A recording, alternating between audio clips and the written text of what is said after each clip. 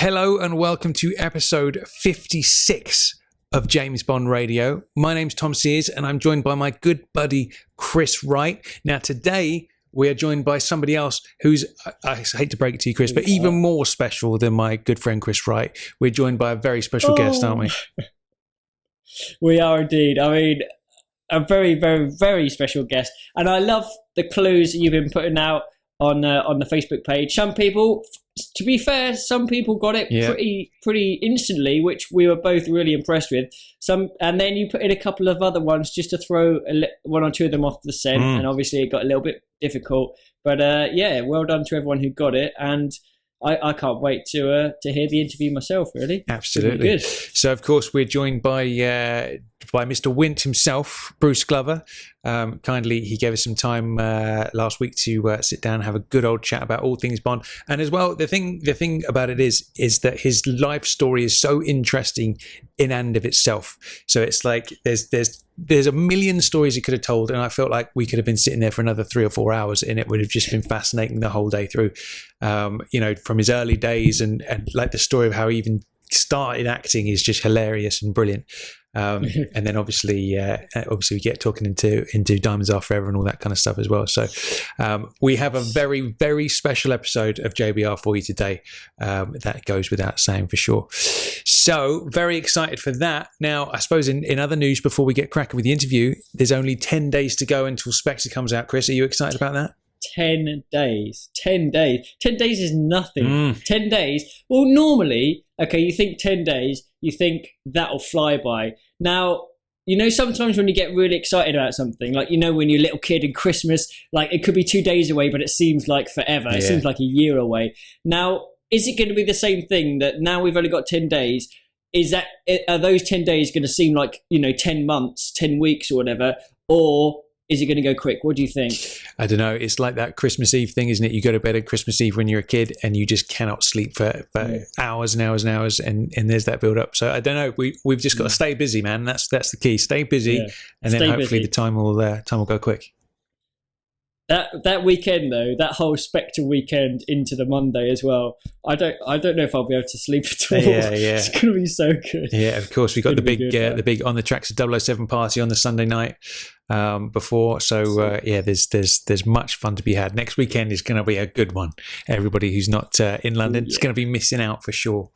What else have we had going on? We've got the Spectre soundtracks coming out very soon, isn't it? We've got the release date on that. That's it.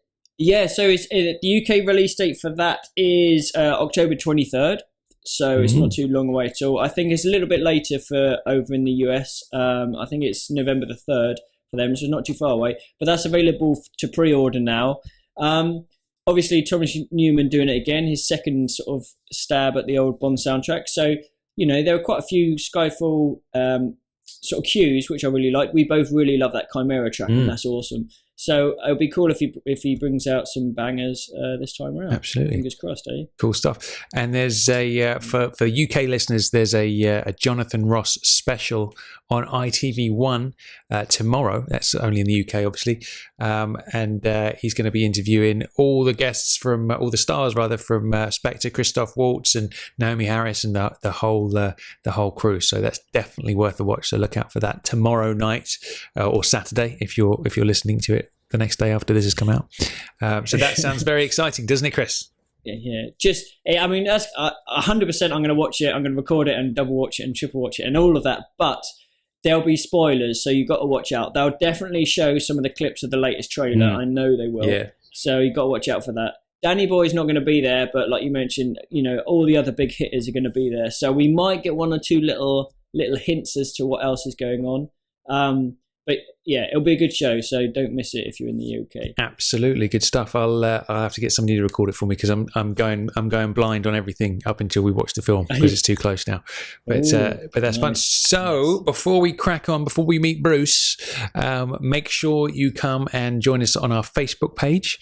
If you just put James Bond Radio into the Facebook search box, got a lovely growing community over there with loads of fans of Bond talking about loads and loads of Bond related shenanigans every single the day, which is good.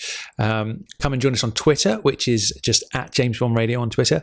You can come over to jamesbondradio.com and join in the conversations in the comments section over on the website. All the blog posts and episode posts and stuff we put up, that's all there. And there's a good community of people over there chatting every day.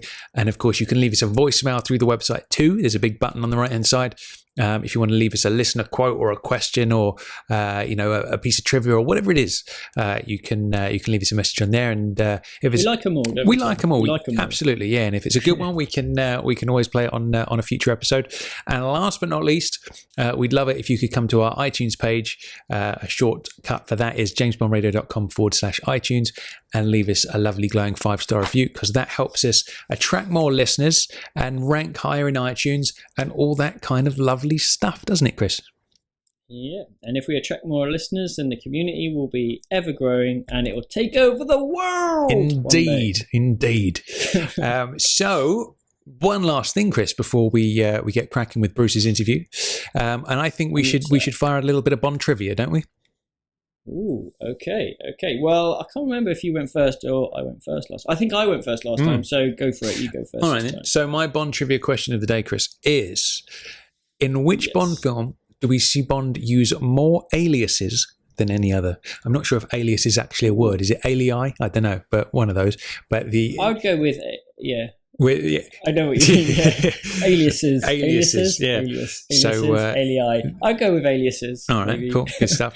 So the most amount of assumed cover names in the whole series. Which film does that happen in? Okay. Any ideas on that one? That's a really good question. Thank you. That is a really good question. No, I'm not sure. Obviously, I can remember some of the aliases, what particular films they're from, but I'll have to have a good think about that one. All right, cool stuff. Very good.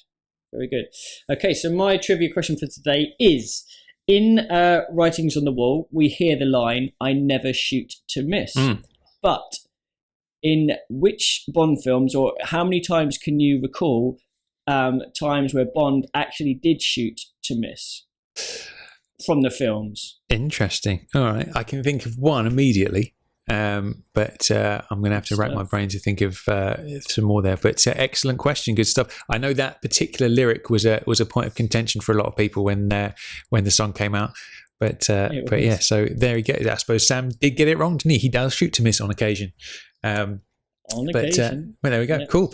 So then it's time to meet Bruce Glover, isn't it, Chris? Are you excited for this? Because obviously I was the one lucky enough to actually do the interview. So this, for you, this is actually watching the interview for the first time as well, isn't it? It is. And I just can't wait. And I am, obviously, I really wish I was out there to see him. But it doesn't matter, because he is, you said he's a super cool dude. Yeah. And it would just be great to hear his thoughts and listen to him sort of recall Diamonds and all that. Yeah. I can't wait. Yeah. It's cool. So that's the thing, because with actors and movie sort of people, you never quite know what you're going to get, do you? You know what I mean? You could get one of these sort of highfalutin kind of people that it can be a little bit troublesome. But I tell you what, man, Bruce was the most down-to-earth guy I think I've ever met. He was just, he'd made us a cup of tea when we arrived and was just chatting and was totally down to earth and just all round lovely. What a top dude, with a cracking sense of humor as well. So should we get on with the interview then, Chris? Ooh, yeah, let's do it. Who are you? My name's Bond. James Bond. Bond. James. Bond, what do you think you're doing? Keeping the British hand up, sir. Welcome to James Bond Radio. News, reviews, and discussion of all things 007. Pussy. As you can see, I have no problem with female authority. Oh, pipe down, 007. Do you expect me to talk? No, Mr. Bond, I expect you to die.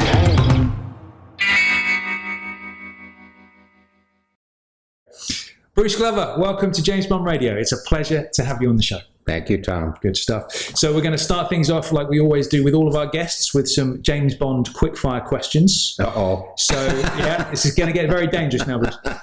So question number one, Bruce Glover, what is your favourite Bond film? Diamonds Are Forever. I thought we might get that answer. Yeah, nice. Cool. What is or who is your favourite Bond girl? Bond girl. Well, I think Jill St. John in Diamonds, frankly. Yeah. I thought she was clever and funny, and she was the most humorous of all the Bond ladies. The rest of them are all gorgeous. Yeah.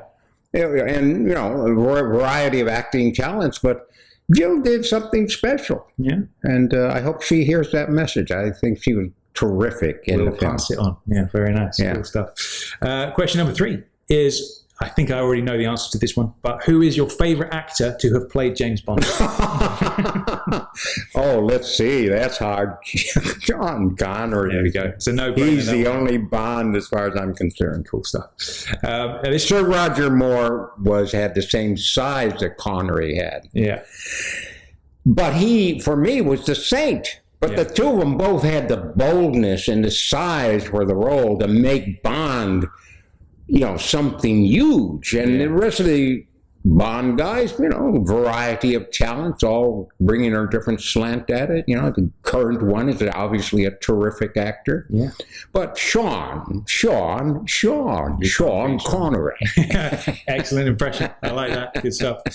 Now, this next one might be a tricky question. Yeah. If there is one particular scene in the whole Bond story, Bond series that kind of stands out as a classic scene for you, what one comes to mind? Well, obviously, the final scene is the climax of the whole thing. And for my character, truly the climax of the Yeah, absolutely. homosexual In more ways than experience. one. Yeah. Cool. Good answer. Number 5. What was your favorite location you visited during filming Diamonds Are Forever? I liked them all. I liked Vegas. I liked Amsterdam. I liked Frankfurt. I love Pinewood. Yeah. Great place to film. I love the crews. They were so different than American crews, so independent. Yeah. And I liked to watch them at the pub after shooting, and they'd be asked every time to do overtime. They'd always go, "We'll vote on it." And they'd vote and go, "No." They wanted to get to the pub. Very nice. I like it. Professionalism. Yeah. Stuff. And question number 6, last one of the quick fire questions, is what was the strangest piece of fan mail or fan encounter you had as a result of playing Mr. Wint? If any.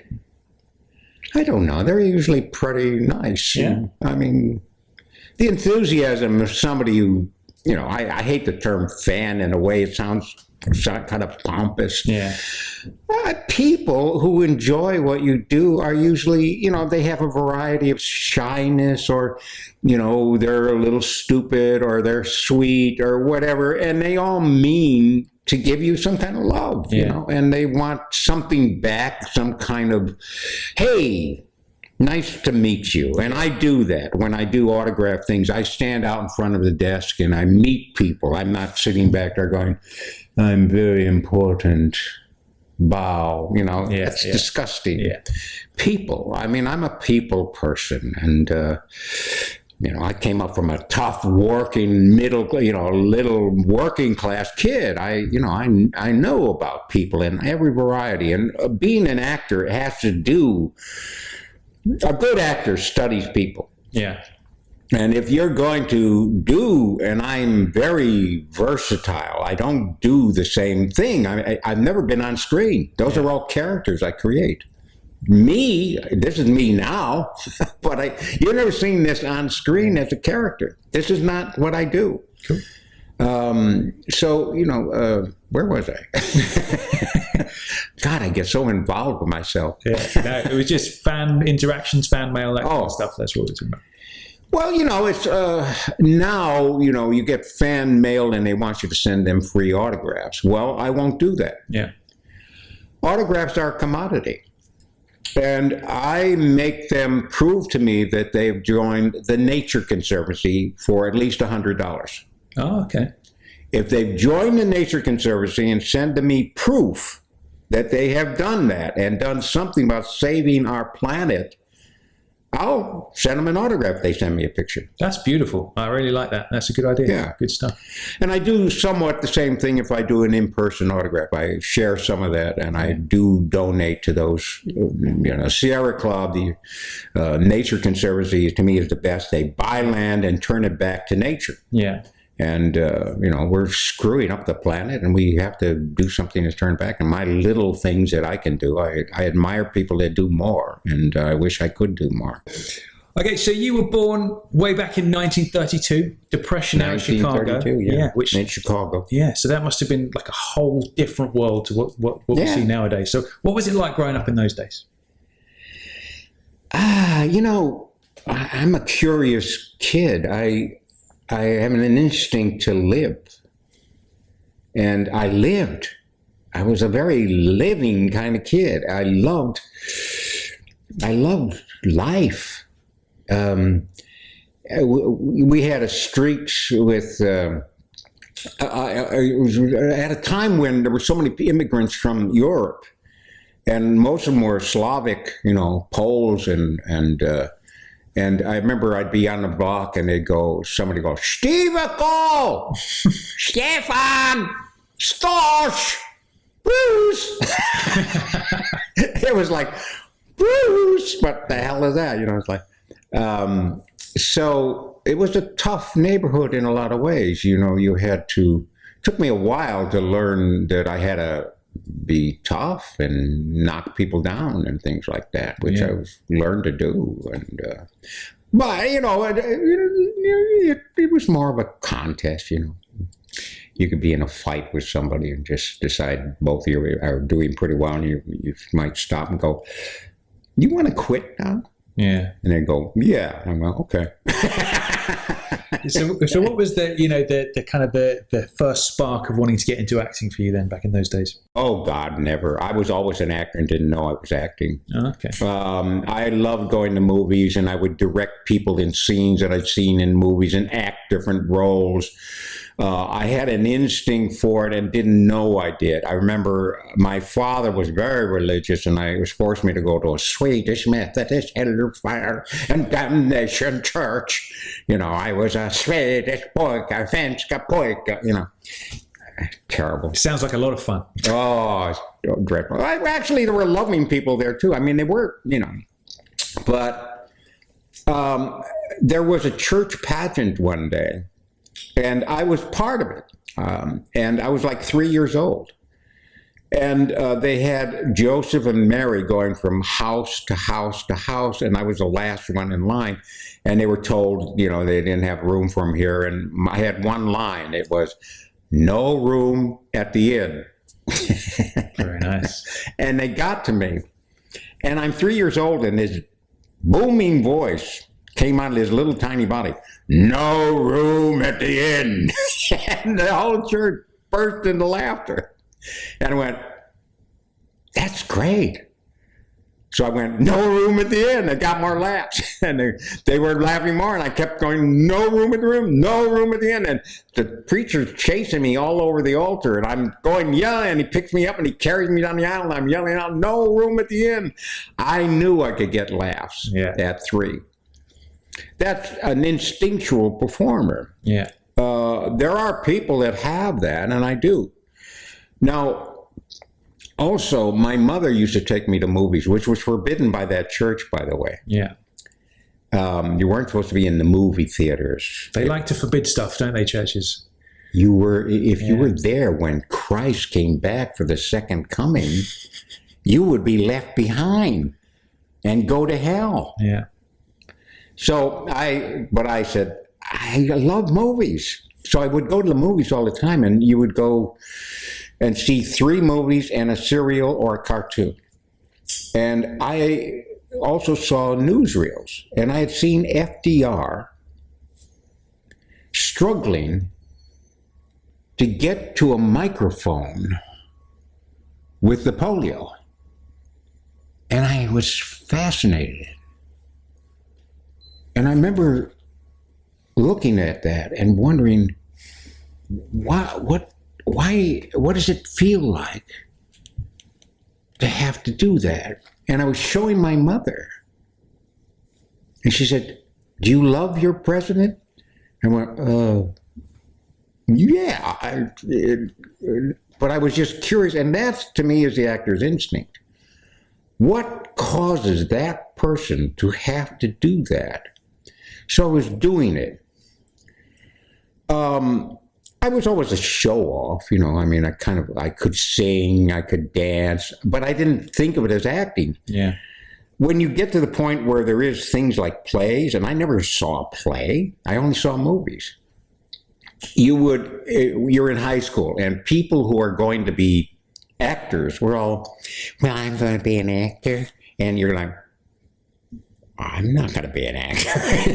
That was the only people who were going to be actors. Yeah. And, but I was an athlete. And that's another way of showing off. And it's another way of exploring stuff. All art. And I had my first job when I was 6 years old. Okay. I delivered groceries for a grocery store with a little wagon. I made 60 cents a week. Wow. Mm-hmm. For 6 days, all day Saturday, every day after school. And I always had a job from then on, after school, Saturdays, and summers. And I also delivered meat for a butcher shop with a bicycle later on. I sold magazines door to door. Saturday Evening Post with a little bag under me going from door to door. Collier's magazines, Liberty magazine, which is long gone. I mowed lawns. I did construction work. I dug graves. I delivered coal. And in those days, you delivered coal with a canvas sack, bunch of canvas sacks and a shovel, no wheelbarrows. We didn't have wheelbarrows yet. You'd shovel the coal into the wheelbarrow, into the sack, put them on your shoulder, walk down the aisle to the coal chute, and pour this coal over you. And you'd be covered with coal dust. Yeah. And it was the only night I would get my own bath. Because we were, the poor days, if there was going to be a bath water, my two baby sisters were bathed first. Then I was allowed to bathe. Then my mother would be after us. Then my father would be the only one coming home and he would get his own bath. Yeah. But I got my own bath when I was delivering coal. Mm-hmm. I also worked in the Loop in Chicago, in downtown Chicago, on a newsstand for 3 years after school, and all day Saturday. That was $6 a week. I made 60 cents for delivering 10 tons of coal. 6 seemed to be a big, important number in those days. I worked on that loop in Chicago for, at least 3 years after school. And I remember you're all covered with newsprint. And it's winter, and you got snot rolling down your face and streaks of black and stuff like that. But I would go after my day's work to Marshall Field's, which is the most expensive store on State Street in Chicago. And I'd go there and look at toys I couldn't afford. But I loved it. I mean, I would go and buy stamps and things like that. I had the $6. I was rich. And I remember one time I was there. It was around Christmas time, and there was some kind of event going on. And I looked, and there was somebody up on a stand on a platform, sitting in a chair and being interviewed. And there was a gang of about 200 rich kids wearing their great clothing, and little dirty newsboy covered with newsprint and snot and heavy jacket for the cold, kind of slowly edging my way through the group and seeing it was Danny Kaye. Danny Kaye. I was a fan. It was the greatest event. I went, wow, Danny Kaye. And I edged my way, and these people are like, ooh, a little greasy monster, and they're kind of letting me get past them because I'm just a disgusting little Frankenstein, Yeah. And I'm like, and I'm slowly edging to the side of the stage because there's a step going up to the stage, and there's a rich kid talking very confident and stuff. And Danny Kaye spots me and he goes, shuts the kid up and goes, And I go up and I hand him a pad with a pencil. And he signs an autograph and he tries to talk to me, and I'm so astonished. I can't get a word out. And I just take the thing back and I'm in awe. It's Danny Kaye. And he's being very kind, trying to talk to me. And I tell you what, if I'm approached by somebody, I remember Danny Kaye in the way he was with me. Yeah. If somebody comes to you with their open heart, I'm going to be, nice. Yeah. I'm going to invent a new religion. It's called be nice. I like that. That's good. That's it. Yeah. So how did you go from that then working all those jobs to like, what was your first professional acting job? Oh God, got a long trip. Yeah. My way out of the working class was going to be, and I also worked in a glass factory. Okay. From 14, 15 to 16, I worked in a glass factory, ladling hot glass. Back in those days, you could still be working at that age. I'm like a kid, 14-year-old kid, working with big ladles, taking out scoops of molten glass and throwing it up into a thing up above that you'd spill it in there and you'd be burning yourself now and then. But I loved it. I loved working. Yeah. It didn't matter. To me, work was great. And so that was my working class thing, and my way out was going to be art. I was getting a lot of attention because of my paintings, and I even sold some, and I was getting, interest, and teachers were like always. And the other thing was sports. I was a hell of an athlete, and I was playing high school. And we were city champs in Chicago in 1949. Played in Soldier Field in front of 80,000 people, and I was good. And I was offered scholarship offers, but I had a condition that I didn't realize, and nobody knew what it was. I had flunked English. Now I'm a writer, but I'd flunked English. I couldn't be bothered learning grammar. Something weird. I didn't pass English until many years later in Korea. I flunked English again when I got to college. I was given a football scholarship offer from Colorado College, and they had an art school, and I wanted to go there. But they saw my grades, and they said, and I've got like a really high IQ. But this weird thing in me. And so they said, you're going to have to go to another college to prove that you can do college work. So I went to another college, and I was fine, except for English. I flunked English 3 times. English flunking got me drafted for the Korean War. Right. Now, all these disasters in your life, and later on, and I'll jump back to it, but later on, the war is finished finally. I was there the last 6 months of the war, and the University of California sent college professors over, which was great. And I picked up 9 hours of college credit while I was in Korea. And one of the courses I took was English. I figured I got to take that. Yeah. Now, this teacher was different. He had his write pieces, and I wrote like three short stories, and he thought, wow. And he pulled me aside from class. I was sitting in a room with nothing but officers. This guy was a corporal in the Army. And he says, there's something weird happening with you. He said, I don't know what it is, but by your grades on the test, I should flunk you again. But you write so well that you got something special. There's something going on with you that doesn't allow you to do this. And he said, but I'm going to pass you to get you past this. And I thank you very much. I wish I knew the guy's name. He was great. It's like, and I found out years later, I figured out I have dyslexia.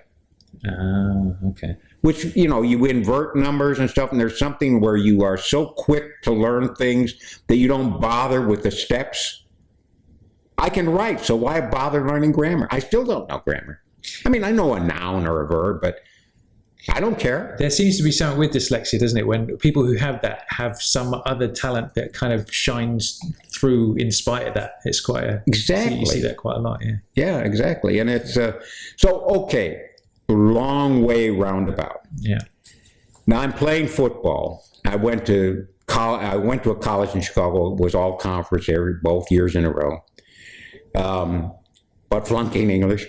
But a buddy of mine that I used to do art projects with and lift weights with, back in those days, lifting weights was forbidden. That was supposed to make you muscle bound. But, I'm not that big, so I need to be strong, and I am very strong. I have very powerful legs still. I mean, I played soccer for 28 years. A leg against mine was in danger. But my buddy, Johnny Marco, we used to do art project together. He said, Bruce, you ought to go down there to the Art Institute and pose for the art classes because you got a good build on you. That was the Chicago accent. Right. That's the way I talked in Chicago. If you were a tough guy, you had to talk like that. What's that? Come over here. What was that? Why are you doing that? I was bright, but I had to sound stupid like everyone else. I learned later, how not to do that. But so I posed at the Art Institute, and there was a beautiful naked woman across the room. Caught my attention, I guess, because I'm a guy. I can imagine, yeah. And she comes up to me at the break and goes, Bruce, she says, how would you like to? And she paused. I went, how would I like to she went, be a gorilla. I went, what? Turned out she was a stripper. She needed a guy strong enough to wear a 90-pound ape suit and toss her around while she stripped in this specialty act. Wow. So that was your route into show business. That was my first acting job. Amazing. I put on the suit. It sounded like a dignified thing to do. Toss around a naked woman and strip them. The guy who owned the act, great guy, he said, go down to the zoo and look at Bushman. Bushman, famous gorilla in Chicago, Lincoln Park Zoo. And Bushman must have known I was coming. Because when I came, he said, Bruce, come here. Don't let anyone know I can talk. I went, you got it, Bushman. He said, think my thoughts. Oh, okay. And he said, and do my moves. I went, okay. He said, okay. And that's what I did. And that's basically the key to simple acting. That's what I teach as a teacher. That's what I do as an actor. Think the character's thoughts, do their moves, and be in the place where they are. So I did that. And our act, the girl and I were sent down to Tampa Bay, Florida. And we had like a 6-week gig down there. And the strip clubs in those days were a little different than they are now, I guess.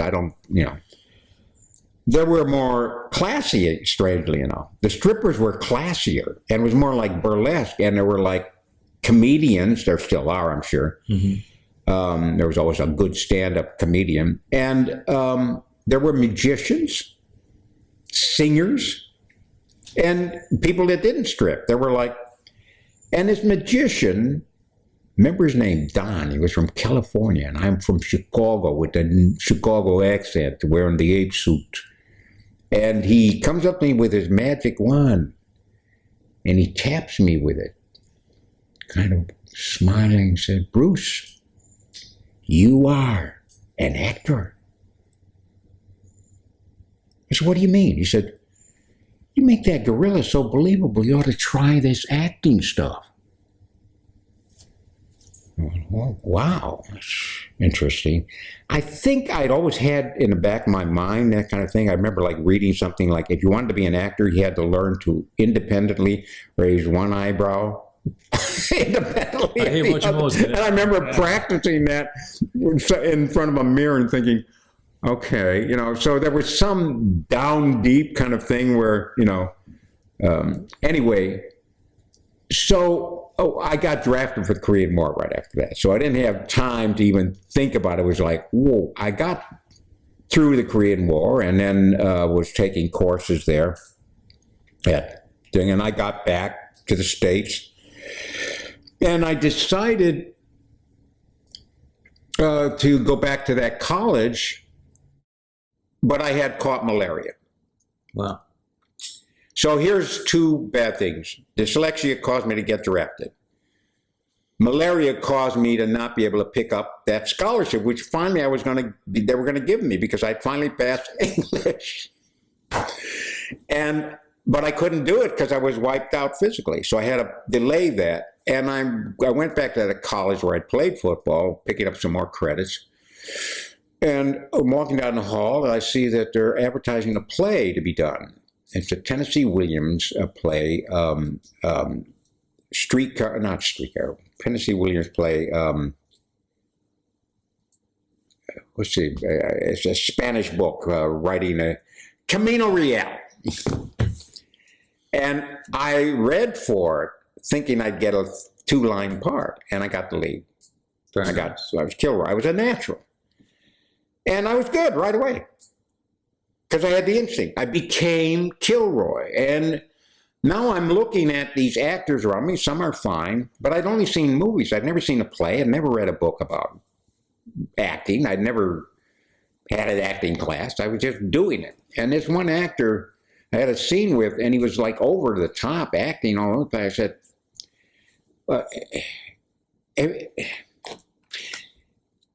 come on, let me talk to you. Have you ever thought of talking to me? I said, what do you mean? I mean, when you talk to me, I'll listen. And when I talk to you, you'll listen. He went, oh, how do you do that? I said, well, I'll tell you. And next thing I know, I have 7 students. That's how simple acting is. It's a conversation. But there's also sensory things. So in a sense, when I was talking to you and I was creating the guy I was talking to, I created the guy to talk to over here. That's sensory work. So when you're doing a scene, you got a camera crew in front of you, but you're supposed to be seeing a forest or a stream or a beautiful woman or a bird flying, stuff. You create the stuff that, and of course, then you use the stuff that is actually there too. Mm-hmm. But I got good reviews. And somebody told me about a summer stock company, and I could, up in Wisconsin, that I could send my picture to. And I sent a picture. It was too late, but they said, we have open casting every Sunday. So I went up there, and I lived out of my car, slept on the porch of the theater, and got the lead every week. Wow. And got great reviews. And I thought, that was the summer when I went, yeah, hell with football. This is what I'm going to do. Nice. Then I went to Northwestern University. And I didn't learn anything about acting at Northwestern. I learned to lose my D's, M's, and O's accent because I was doing Shakespeare, because you can't go, speak the speech I pray you as I pronounced it to you, drippingly on the tongue. But I had the opportunity to do classical plays, and I went away and did another season of summer stock. But guess what? It's an expensive school. Yeah. I had the GI Bill. Thank you, Harry Truman. Now the Republicans want to take away all those things. Don't help the poor, crush them, destroy them. Mm-hmm. I had the GI Bill, but it still wasn't enough. And guess what? I went back and talked to the guy who had the Apes Act, and I worked my way through college in an ape suit, throwing around the naked Polish girls. So I'd be doing Shakespeare during the day and going to this mafia club in the ape suit, tossing around the naked girls. Very nice. That sounds like good work if you can get it. Nice work. Yeah, it was exhausting though. I mean, must say but I'm a tough dude. I mean, if you want to be successful in this business, and I think it's harder now than it was even when I started. Yeah. God help the people, So I guess you being a tough dude is what led you to being cast as Mr. Wint in Diamonds Are Forever. Yeah, sure. So, they wanted a tough dude. Let's talk about that then. So how did that come about then? How did they find you? How did you find the role? Was it like a call from an agent, a random chance meeting? How did Diamonds Are Forever come around? Oh, a lot of stuff. Yeah. I mean, you ask me a simple question, I'm going to complicate your life. Complicate the whole thing. I can imagine. Well, okay. In those days, what I got at Northwestern, I did get a degree, Bachelor of Science in Speech, but I hadn't learned anything about acting. It was just the opportunity, and it was a classy place. And I went to New York, and in those days, you went to New York. Like one of the people that I had picked up a reputation for being a tough teacher. I was coaching people.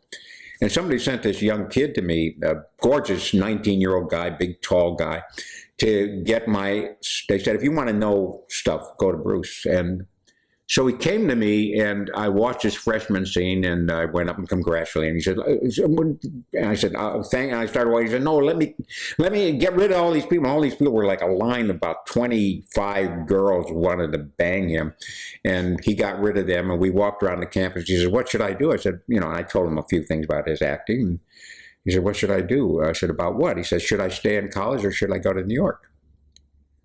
And in those days, that's what you did. You were a serious actor. You went to New York and became a stage actor. You didn't go to California. That was really disgusting. So I said, well, what do you want? And he said, I want to be a star. And I said, Warren Beatty. No I said, way. Warren, you've got all you need to be a star. Go to New York. He said, really? I said, yeah, or you could stay here, get your degree, then get your master's, and then your He said, no, I'm going to New York. Well, I stayed and got my degree because I needed it, and here, and I got to New York like probably about 7-8 months later, and I'm walking down Fifth Avenue. I see Warren Beatty coming at me, grabs me, hugs me, says, you were right, I'm a star. He was already there. So I got to New York, and that's what you did. And I immediately got a summer stock company. In New York, in those days, you had rent control. You could live in a decent place for very little money. I also continued. The only supplemental work I did was I posed for art classes in a jockstrap. The women had to be totally naked. Mm-hmm. Bonus. Yeah. Luckily, we got to wear a jock, And, but I started getting work in New York, and I finally, I did 100 plays, literally. Nobody does 100 plays anymore. More than most people have even read. And I did 16 Broadway and off-Broadway plays. And you start picking up a little film scene, but New York was dying as a place for an actor. And I was with a big agency, William Morris, and my terrific agent there said, nothing's happening in New York. You already have a Broadway show, Lion in Winter. I was Robert Preston's understudy in that, had no part. In fact, here was another actor in that thing who I saved from getting fired. Christopher Walken. No way. I coached him. He was going to be fired. So, I just had an instinct for talking to people and seeing where they are and what's going on with them. And if something's happening, I just get them to, look at real things and forget yourself. The problem with most of us, we are left and right-brained. Our left brain tries to make things be correct. Our right brain doesn't care. That's where all art is. That's where all real creativity is. It's like, wow, why don't I try this and try this? And whoa, experiential. Now, I went out, I had this thing and it wasn't going to start rehearsal until December, and the agent said, go to LA, see what you can do out there. And I picked up 3 television shows, and then got back to New York. And then I got a play and I was writing, I had submitted to Combat. I had a 3-parter that they were going to probably do, and then the show went crash. Then I got a chance to do a play at the Music Center, and I got it, and then they told me I didn't have it because they had a star who was going to do my part, and it crashed. So it was a period of time when everything was going, and I went, oh, semi-suicidal, and I went, no, well, I'll get a job in the subway, and I'll write, and, whatever. Then suddenly they called me and said, no, that job that you had in L.A., you do have it. The star dropped out. So it was a terrific thing. It was called The Sorrows of Frederick at the Music Center, Mark Taper Forum. It was the opening season of that theater. And I got to play two characters in the thing. It was Frederick the Great, and I played a character named Fratersdorf. The only comic scene in the thing was he was going to be executed for having been caught humping his horse. And wow. There was a character named Fratersdorf who I still look at. No. Horses are cute. Anyway. I did well with that. It was supposed to go back to Broadway, but then it crashed. Something that happened with the script, and the producer weren't going to bring it back. It was going to be my best job in New York. And I went, that's it. I'm making the move. And I bought a house in a marina, moved my wife and my son Crispin out here, had a big giant yard over there, and and I finally had to leave the big agency. They weren't getting me out. I went to a smaller agency and started rebuilding step by step. I would take any role I could and then get the third villain. And finally, I had 1 year where I said, I've got to do just nothing but guest stars. I was thinking as an actor, but as a business person, how do you build a career? Well, you have to. It's not just somebody sees you walking down the street and you were chewing gum. There was something cute about it. No, people, for God's sake, do the work. Learn how to be real and get yourself in positions where you can actually. So I'm doing actually I've shot 2 documentaries I'm working on, but I do demos of people, and I get them to do short monologues showing in 3 minutes 5 or 6 different acting moods that they have. Like a simple one. They start out, I called you all here for the bad news. The business has failed. It's done. I'm sorry. You should be crying and tears rolling down your face. Then your head goes down and you come up and somebody catches your attention. You go, I told you if I ever saw you again, I'd kill you. Get out. So the first thing, if you got tears rolling down your face, an agent's going to buy you. You have to display that you have skills that are going to what? Make money for other people. If you can make money for other people or make them feel good, I mean, some people do like to feel good about the talent that they have too. But money is the bottom line. So you have to look like money. I looked like money. I was saleable and built and tough, and you hang in there and you keep doing it. Well, over a period of time, I've done, I did a lot of stuff, and I'd done some things, and I did outrageous things where I would go in and walk in to read, and I would switch the role I was reading because the role that the other guy was reading, I would talk people into letting me read their part. I would push. I would sneak onto lots. I would go. I had a wife and kid to support and a mortgage to pay. And still, the working class guy is still in here, and I believe in that. I think the working class person, God love you, man. Please keep giving them work. Don't send it off to China and everywhere. So, okay, here's how the strange thing happened. I had auditioned for a part. And it was like the year, it was the year when I finally said, I'm only going to do guest starring roles. And I got just three guest starring roles, like Gunsmoke and Adam 12. And I was struggling. I wouldn't do anything else. And I was like, Thanksgiving was coming up. And I said to my agent, just get me out. I need a job. And he said, okay, I'll send you up for Mission Impossible. I went to Mission Impossible. And I realized it was like one line. And I got up in the office there, and there was a casting director and a director and the producer. And I said, okay, casting director, okay, Reed. I said, gentlemen, I know you don't know my work, but I'm way too good a talent for you to waste me on this one-line part. I think you should bring me back for a guest starring role. The casting director started screaming at me. The director was looking at me like, what a nutcase. And the producer went, wait a minute. I do know your work. I saw you in a play at the Music Center, and you were terrific. I think you should be doing the guest starring role, so I promise you I'll give you one. I said, thank you very much, and I got up and walked out. I got the call just before Christmas, and I was still hanging. I was about to go out and sell vacuum cleaners to people. And I went out with a guy, and I saw that I knew how to sell the vacuum cleaners, but I couldn't criminally do the lie that you would have to tell them that they'd eventually end up with a free vacuum cleaner. So now I just called the yellow cab company. I was going to be a cab driver, and I get the call and said, you got the Mission Impossible. And it was a great gig. It was a 3-week gig right around Christmas time. I made a lot of money, and it solved all my financial problems for then. And, my mortgage was $99 a month. Can you believe that? Wow. Those were the days. Yeah, I still own that house. Now, I'm finishing that thing. My agent calls me and says, listen, I got a part for you on Paris 7000. And I went, it was a guest star. He said, no, it's just a 3-day gig, but just take it. That show is going off the air. Nobody will ever notice. I went, okay. He said, if you're playing a French mortician or doctor. I said, okay, fine.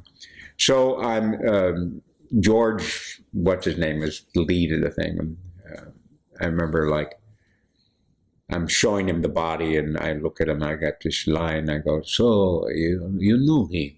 I'm doing a French accent. And so, okay, I was advertising the other guest stars I had, the Mission Impossible, the Gunsmoke, and the Adam 12. And I was totally ignoring that one. Now, there's a casting director's wife. Now, here is where we do have these weird circumstances. Is studying French. And she's watching TV, and she sees this French actor on. And she calls over her husband, Billy Gordon, who's a terrific casting director at Columbia. And she said, Billy, there's a terrific French actor in town. You ought to look him up. And he looked at me, yeah, he is good. And then he called me in, and then he realized he had seen me in that play, and I fooled him, and I was so fooled by him that he put me up for Stanley Kramer's Bless the Beast and the Children. There was a part of 2 hustlers who were like pool players and kind of kick-ass kind of redneck cowboy type, that kind of, you boy, hey boy, you got that kind, that kind of cowboy kind of thing. And the agent, the woman there said, yeah, it's a hippie. Go dressed as a hippie. I went, really? So I wore a, kind of ruffled shirt and beads and had myself all with bell-bottom trousers. And I come in, and all these guys are in blue denim and wearing cowboy hats. And I went and Kramer looks at me, and there's 6 guys reading for this thing. And I went, and I'm like the least, well, I'm dressed like the Wicked Witch of the West, and he, at the end of the reading, says, okay, guys, I'm selecting these 2 guys, not me, because they did well, but the rest of you, thank you very much. And he was very kind. It was a terrific audition. So I leave, and my agent called me back about a month later and said, Bruce, you still want to do Bless the Beast and Children? I said, well, another part. He says, no, the guy who had the cast dropped out, and Billy Gordon told me you were his second choice.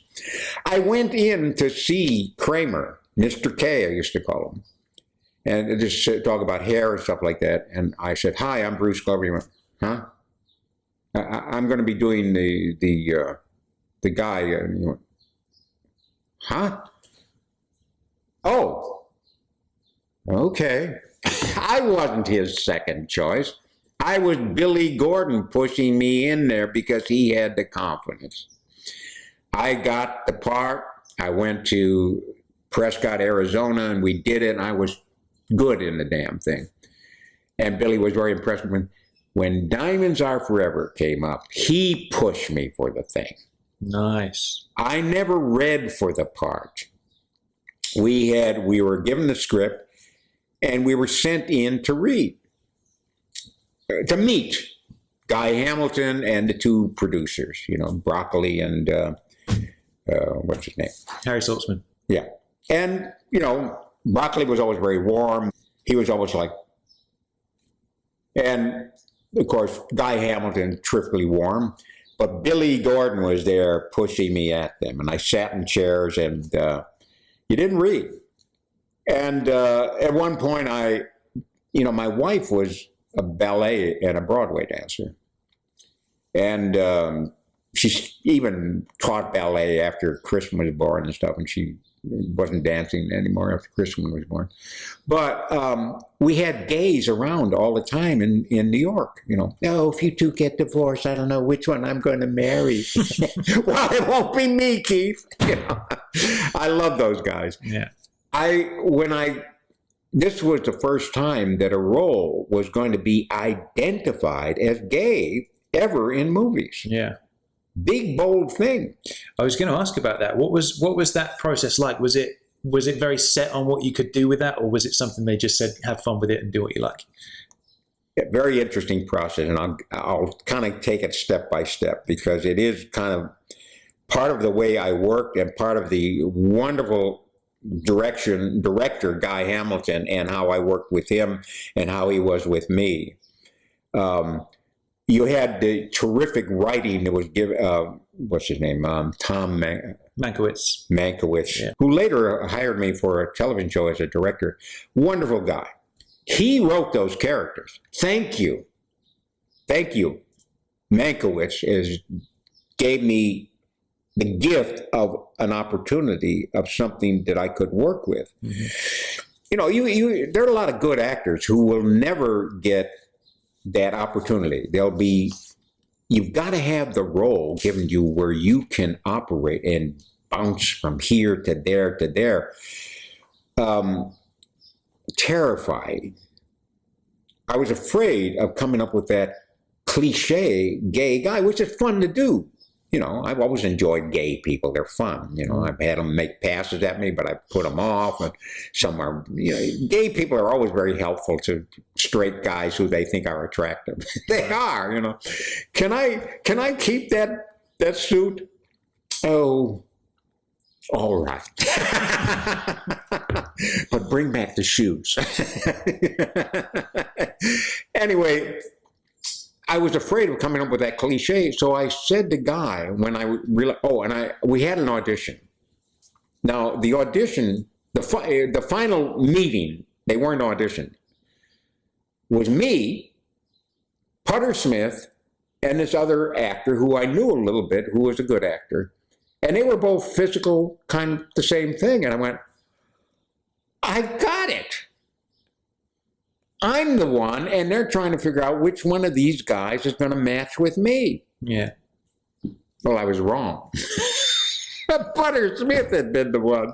They were trying to figure out between me and this other guy, right, whether he should be the guy or me. And I'm talking to them about how great an actor this guy is, because Putter was just kind of this grumpy guy, and I'm, who later became an incredible gift to me. But I'm believing that I've got it, and I'm very comfortable in this meeting, which was great, and my own stupidity helped me through that meeting. And I'm talking about how great he is. And I still haven't read a line for any of these people. And nobody knows what I'm supposed to do with it. It hasn't been any auditioning process.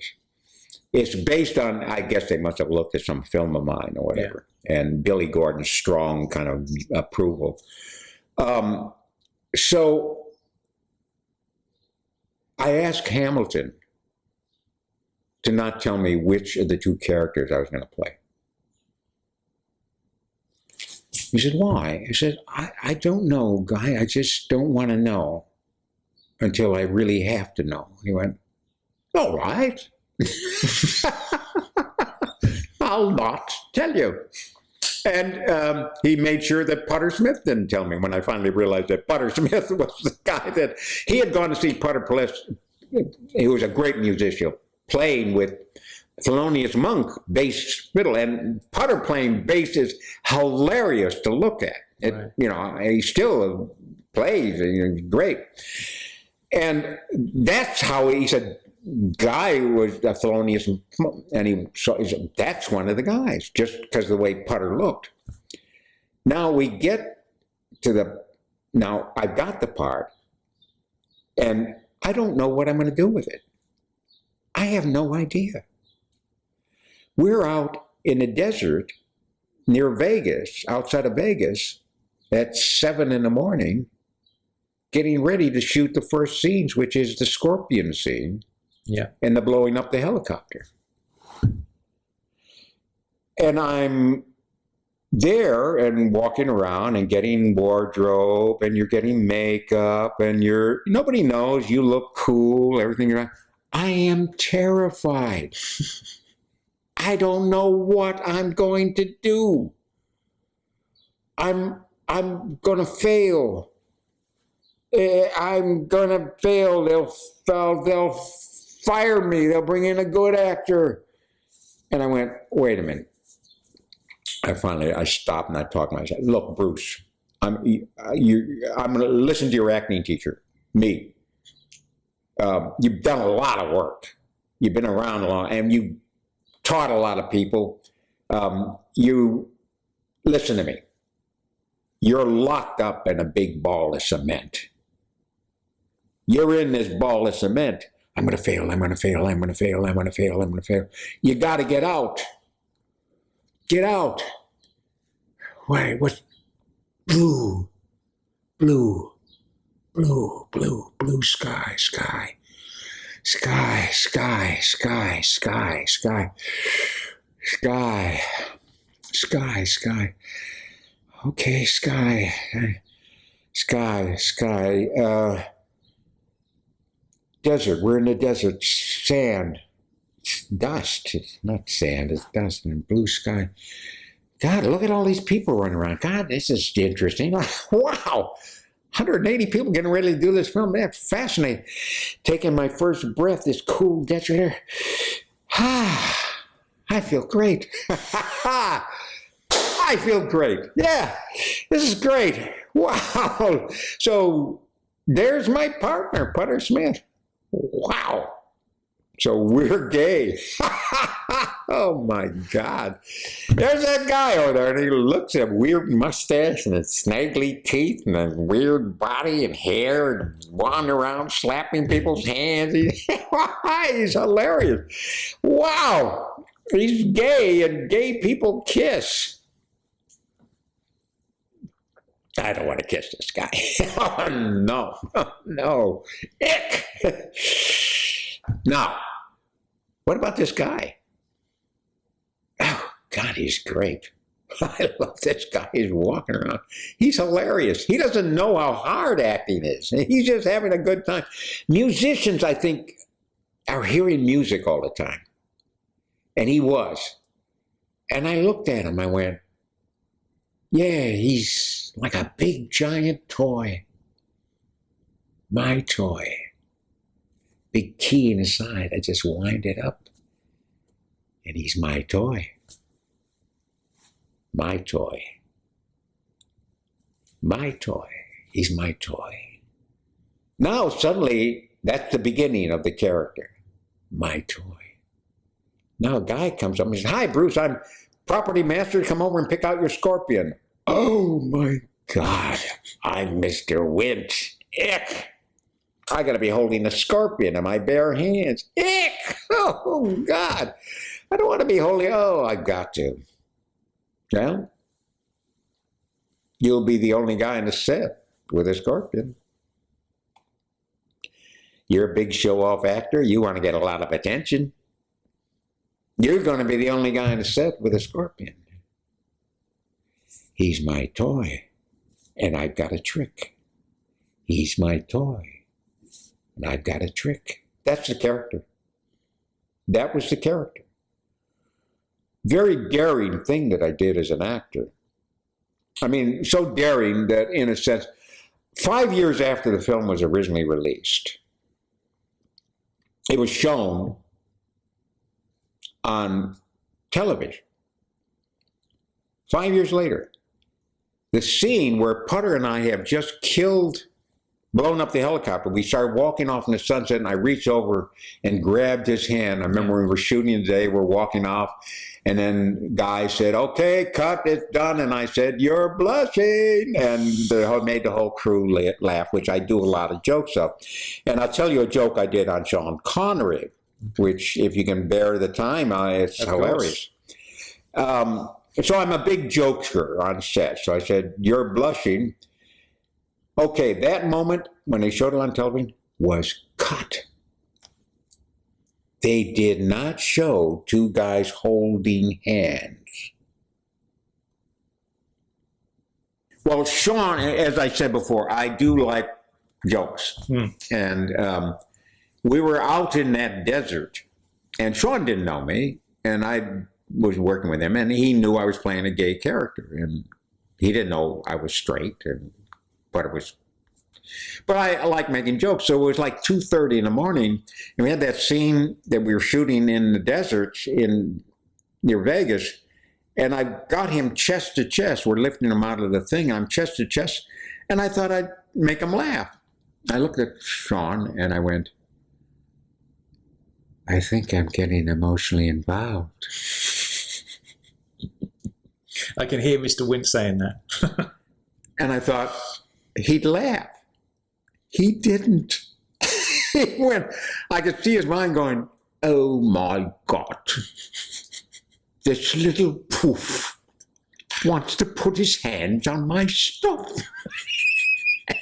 I thought, oh my God, I better say, "Sean, it was a joke." And I thought, "Oh, the hell with it. Let him worry." Yeah. So every time he would see me, he knew I was this gay guy who wanted to put my hands on his stuff. Yeah. Now, we're a long time later, we're in Frankfurt, and we've got that scene where he and Jill are sitting in the plane, and Putter and I are sitting behind them. And so we got in the plane, and Putter and I had been told by a Brit before we went to Germany, said, "By the way, remember that the Germans have absolutely no sense of humor." For instance, a German joke book. Hans on train, waving at Fritz. Fritz on platform, waving at Hans. Train starts up, Hans hits Fritz. Ha ha! So that's German humor. Right. So Putter and I are in a car being driven by this terrific, beautiful German airline stewardess, and she's very polite talking to the German guy in English. So she says, "Oh, there was a terrible accident on the Autobahn. 6 people was killed." Now Putter Smith leans over and says, "Was that a joke?" Putter Smith, God, I love him. So we got on the plane. We got on. Guy said, "Okay, everyone, go sit outside where we like." And I'm sitting on a Vegas platform with 3 German airline stewardess flirting my ass off, which is great. Beautiful women. I'm flirting, and all of a sudden I felt like off to the side, like the force. And I could feel the force. Before I even heard, I heard, "You son of a bitch." I looked over, and it's Sean looking at me, grinning, going, "You son of a bitch." And he's walking toward me, he's waving his fingers, and "You son of a bitch." Nice. And he realized I'd been having him on all the time. So he sat down, and we both flirted with the German airline stewardess. We finished the film. Of course, a week later, we were Christman's on the set. He realized I got my kid. He was very nice to Christman and all that stuff. And we did this great work together. And I should tell you the Guy Hamilton story about, how the ooh thing. But I knew somebody was going to be working with Sean. I had never seen him since we finished the film. And I said, "Tell Sean," and say it just like this. Say, "Bruce Glover sends his love." Sean said back to the guy, "Tell that crazy son of a bitch hello from me." Nice. Thank you, Sean. I do love you. So there's that scene at the end of Diamonds Are Forever, isn't there, where you and Mr. Wint and Mr. Kidd come in with the dinner, Yeah. and there's the bomber surprise and all that kind of stuff. Yeah. So tell us about filming that. Was that a lot of fun? Yeah, it was. I mean, it was what was wonderful about Jill was she played a person who was kind of basically stupid.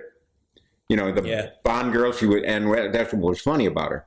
But we had that bomb in the thing, and I had said to Guy, look, Guy, when Sean ties that bomb to my butt, this guy's gay, and I think he should show a kind of sexual appreciation for it. Yeah. And Sean, Guy would always, and I had a lot of ideas. I'm a very pushy guy and had a lot of ideas. He would always go, all right, show me. And I would show him, and he said, no, show him. The terrific DP was an Australian, crusty old dude. And he'd say, no, show him. And he would always go, yep. I love that guy. Yeah. And so he did the same when I came up with this idea. He said, all right, show me. So I showed him there, woo, you know. And he went, all right, and I'll show him. And he went, yep. Okay, so that's the funniest moment of the Bond film. It is the biggest laugh. I got one other big laugh when they had that scene where I was dialing what music would play when Sean was going to be cremated. Mm-hmm. And we were on the set, and I had read the thing, and I thought, and it was just, the shot was a close-up of Mr. Wint's hand. And Guy turned to DP and he said, oh, we can shoot this later with it. And I said, Guy, because I wanted to keep the suit. If I had let my suit stay behind, I'd never gotten the suit. They had told me in America, like, when you get to England, don't let them keep any of your suits, you'll never get them back. So, well, I also had an idea that I wondered. I said, Guy, I think I can get a laugh with this. He said, all right, show me. And I did that. And I do get a laugh with it. You know, it's maybe the second biggest laugh in the film. So I love Guy Hamilton. He's still in, I think he's in Spain.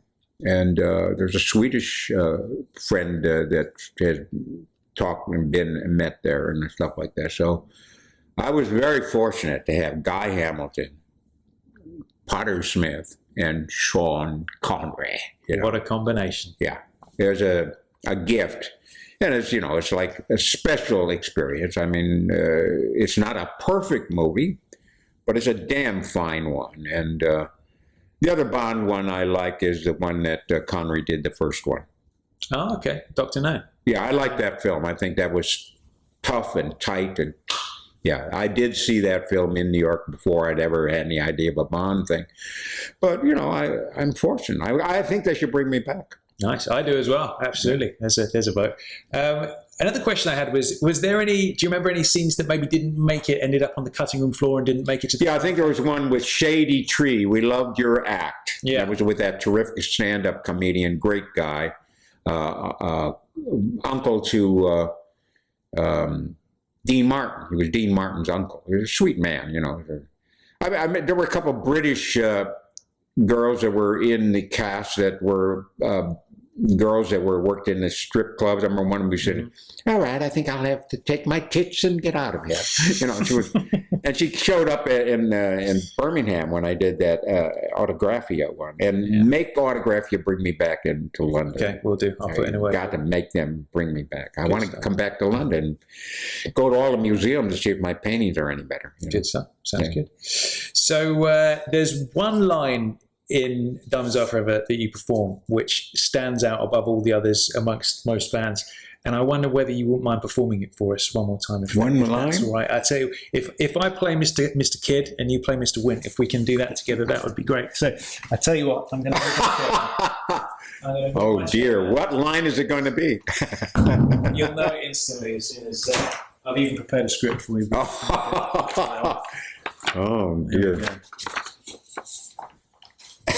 Okay. Yeah, here we go. This is a cool moment for me. So I'm Mr. Kidd. If God had wanted man to fly, he would have given him wings, Mr. Kidd. Yes! Boom! What a cool moment, Bruce. Thank you Absolutely, very much. absolutely. Thanks. Cool. Wonderful time. I got to keep this. Awesome. Yeah. What fun. You were terrific. Cool. Thank you very So much. was I. Absolutely. Great. No, that was fabulous. Okay, Bruce, thanks so much for your time. Thanks for coming on the show. It's been an absolute pleasure. Hey, my pleasure. Truly my pleasure. Please, Brits, bring me back. I want to be there. Cool. Thank you, Bruce. Thank you. Good stuff. So, Chris, what do you think about that? Oh man, and now that just makes me want to have been there even more than I was before.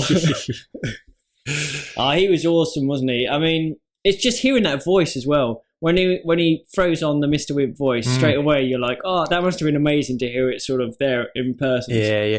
But that's the thing, like when he's telling all the stories and all those different like accents he kind of throws on for just telling stories about people he's met or been around and stuff. It was just brilliant. And then on the odd occasion where he'd drop into the Mr. Wint voice, it was like, whoa, there it is. It was really cool. But I must say, he nailed Guy Hamilton, didn't he? I was just about to say that, man. His Guy Hamilton impression is second to none. Yeah, brilliant stuff. But what a great day, man. It was such a fun day to meet him and chat. And like I say, I feel like we could have been sitting there for like 4 hours chatting. But we actually, at one point, the battery on the camera was getting low, so we had to be like, right, let's kind of tighten things up and wrap things up. But I feel like if we hadn't had a battery situation, then we'd have been chatting all afternoon. We'd still be there now. Yeah, absolutely. But yeah, I mean, the great thing about him is he's one of those people that's just like he's got fingers in so many different pies. He's got his film career, and if you look on IMDb, the amount of credits he's got is insane. Like going back through all the pretty much every old sort of classic TV show you can think of, Mission Impossible, The A-Team, whatever it is, he's been in there at some point. So he's got all that going on. He's an artist, so he's doing paintings all the time. You can see them if you've watched the YouTube version. You can see them all in the back. He's got his whole art thing, and his sort of studio upstairs where we recorded is just surrounded by his artwork, which is all cool. And of course as well, he teaches acting classes. So it's like if anybody's in the LA area, you can hit him up and he'll give you some lessons. And how good would that be? I mean, it would be amazing, wouldn't it? I don't know if you've ever done any acting, Chris, but last time I did any acting was in school. I think it was when I was probably about 15. But yeah, so he does classes every single week. He does classes in his studio, and he even says like even if you're not into acting and you're in sales or something and you have a job where like confidence and stuff is important, then a few acting lessons can really help with that. So he said if you're interested, if you want to get involved with Bruce's acting lessons, check out his IMDb page and then go to he just said basically add him on Facebook. It's just if you type in Bruce Glover, you'll find him on Facebook, and you can hook up with some acting lessons through that, which will be all good. So what do you think is your favourite part of the interview then, Chris? Well, I mean, you've got to say the line's pretty much up there, isn't it? Yeah. I mean, you must have been buzzing when he said that. How that was did you go in? Did you obviously you did you have a few lines to choose from, or no? I thought to myself, I'm going to go for it. I'm going to ask him to do the line, and that was the one line I think that I wanted him to hear. Wanted him to do rather, and that was a special moment for me, man. I think I'll remember that one for the rest of my days, without a doubt. Yeah. That was cool. And also, it was interesting, obviously, how you saying he created the character and stuff, because obviously, a lot of it that you don't see goes into the character on the screen, doesn't it? So. I love that whole thing, what he's saying about Mr. Kid and stuff. Yeah, that whole story he was telling about being in the desert and about to start shooting and being really nervous, and then sort of taking himself aside and sort of thinking about what he was going to do, and looking at Mr. Kid and thinking he's just like a big toy, and that the scorpion's his trick, and like he was saying that was the basis of the character. When you think about that, you think about all those scenes with the two of them together. That's kind of like, that is what Mr. Wint is, isn't it? Do you know what I mean? The way even the way he just looks at Mr. Kid, it's like he's just got that sort of controlling, like he is my toy kind of vibe about him. I suppose that the one moment that brings that to mind the most is when they're on the plane And Mr. Kidd says, "Oh, she's pretty attractive for a lady," and just that look he gives him is just hilarious. Do you know what I mean? It's like, my toy has been misbehaving. Do you know what I mean? That scowl he gives him. I love that moment, man. It's so good, and it's so interesting to hear that process. You know, who else could tell you how that happened apart from the man himself? You know. Oh, yeah, but there was. What about the part where he pretended to Sean Connery that he was gay, and Connery remembered it, and then obviously he later found out. That's pretty. That's a cool story as well. I love that whole thing, like that moment where he was like, "Oh no, I suppose I should tell him that it was a joke," kind of thing, and just that little sort of light bulb of mischief where he's like, fuck it, you know, I'll let him think what he wants to think, kind of thing. I love that, man. So good. What a story. Yeah, good stuff. So again, if you want to get involved with Bruce's artwork, he's got paintings for sale, or if you want to get involved with his acting class every week here in LA, then hit him up on Facebook, and I'm sure you can go along and learn some skills, and that'll be a lot of fun. So Chris, I guess it's time for us to answer our Bond trivia questions of the day, isn't it? Ooh, yeah. Now, you went first this time, didn't you? And what was your trivia question again? So, my trivia question of the day was, in which Bond film do we see Bond use more aliases than any other? And if you could, bonus point if you can name the aliases as well. Now, this is tricky because I had like lots of different ones going through my head. And for some reason, I've got a film that I think it is, but I can't think of more than one alias in that film. So I haven't got all the aliases. Okay, so obviously let's think of a few. David Somerset from Russia with Love, Arlington Beach, Casino Royale, Mr. Fisher, You Only Live Twice, Robert Sterling, The Spy Who Loved Me, Jersey Bondoff, I guess, The Living Daylights. Obviously he's got Craig as a couple as well. I'm just trying. I had The Spy Who Loved Me in my head, but I can't think of another one apart from Robert Sterling. Okay. And I don't know. Maybe there is. Maybe there isn't. Are you allowed to give me any hints in terms of maybe the decade or the era? I would say you're in the right decade with Spy Who Loved Me, but it's the wrong film. Right. Okay. So we're talking 70s. Obviously, he was. Could it be that obvious? Go on, enlighten me. Could it be Klaus Hergesheimer, G section? Could it be Mr. Is it Mr. White? What's his name in the White? Mr. Jones? Yeah, in the White House. Go on. And could it also be obviously? Oh my god! Oh my god! Wait a minute. I know I've got the actor's name, but not this. Joe Robinson, who played Peter Franks. All right, cool. You've got the right movie for sure. So there's more. There's one more that you've missed. Right, I've got 3. So there's one more. Right. So to recap, you've got Peter Franks, you've got Mr. Jones and Mrs. Jones, obviously, with Tiffany Case, and you've got Klaus Hergesheimer, G section. Any others? There's one more. Okay.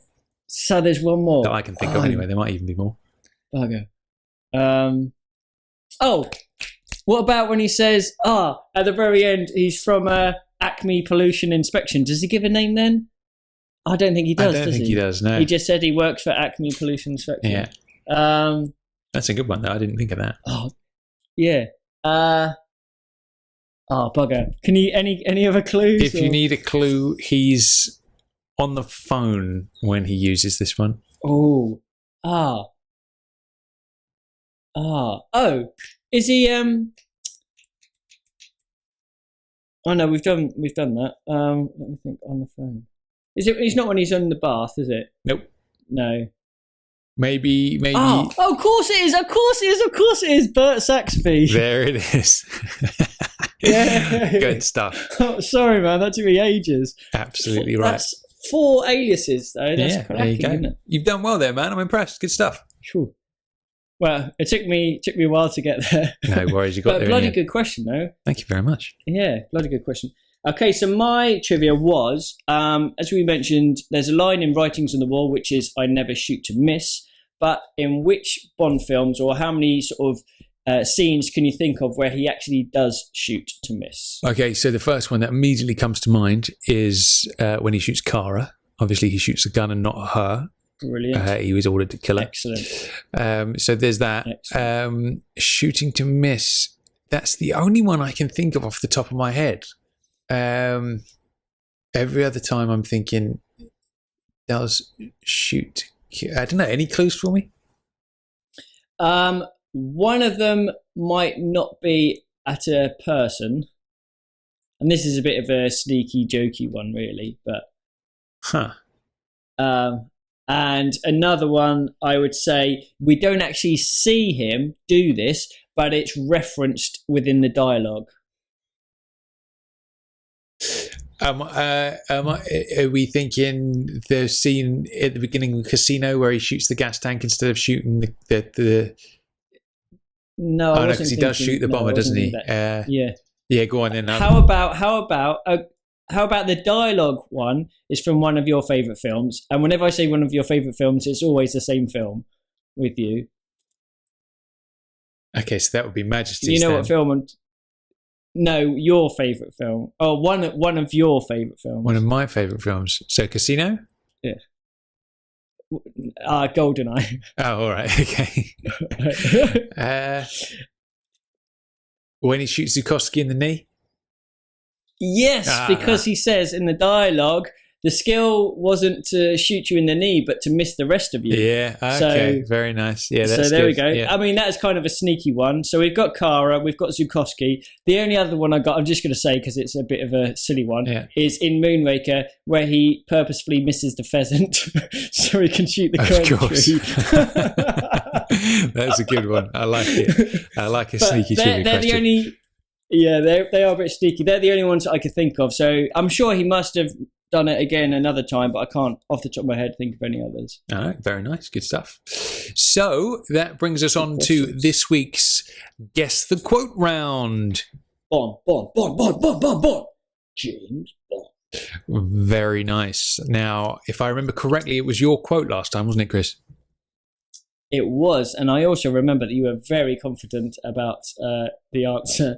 So I'm just going to go straight All into it. And my quote last week was, "Meine Damen und Herren."